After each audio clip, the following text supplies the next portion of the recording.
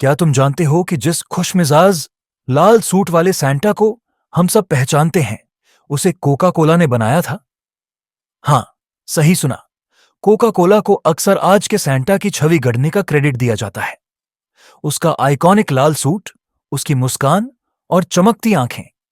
कुछ लोग कहते हैं कि यह सब एक शानदार मार्केटिंग प्लान का हिस्सा था, लेकिन यह सिर्फ सोडा बेचने की बात नहीं थी। ये बदलाव हमेशा के लिए हमारे क्रिसमस सेलिब्रेशन का तरीका बदलने वाला था।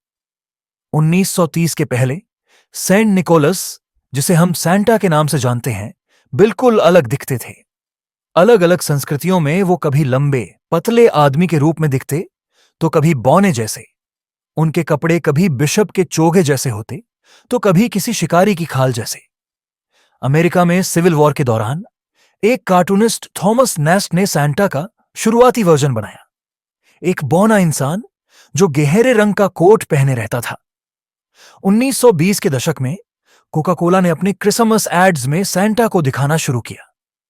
शुरू में वो थोड़े पारंपरिक लगते थे, गंभीर और सख्त। लेकिन कोका कोला को कुछ और चाहिए था, कुछ ज्यादा रिलेटेबल और जादुई। 1931 में कोका कोला ने कलाकार हेडन सुंदरब्लोम को सैंटा क्लॉस को फिर से डिजाइन करने के लिए हायर किया।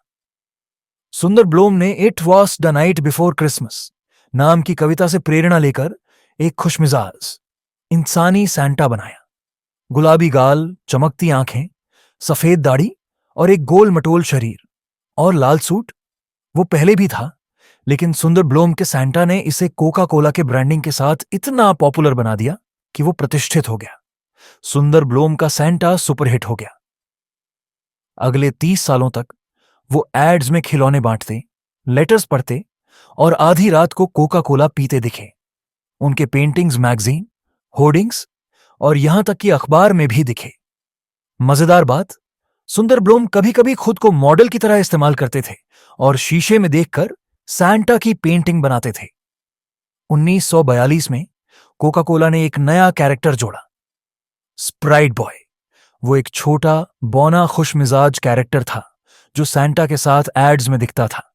और नहीं, उसका स्प्राइट सोडा से कोई लेना देना नहीं था। उसका नाम उसकी स्प्राइटली पर्सनालिटी से लिया गया था।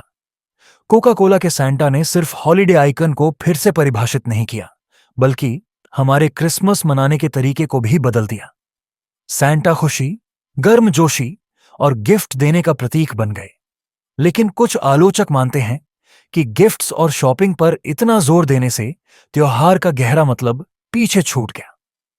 चाहे इसे सांस्कृतिक मील का पत्थर मानो या मार्केटिंग की जीत, ये बात तो साफ है कि कोका कोला ने उस सैंटा को बनाने में बड़ी भूमिका निभाई जिसे हम आज जानते हैं।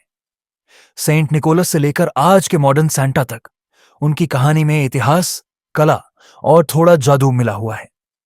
देखने के लिए शुक्रिया। अगर आपको सैंटा के इस ट्रांसफॉर्मेशन के बारे में जानकर मजा आया तो लाइक, सब्सक्राइब और शेयर करना मत भूलना। जादुई छुट्टियां मनाओ और अगली बार फिर मिलते हैं। Merry Christmas.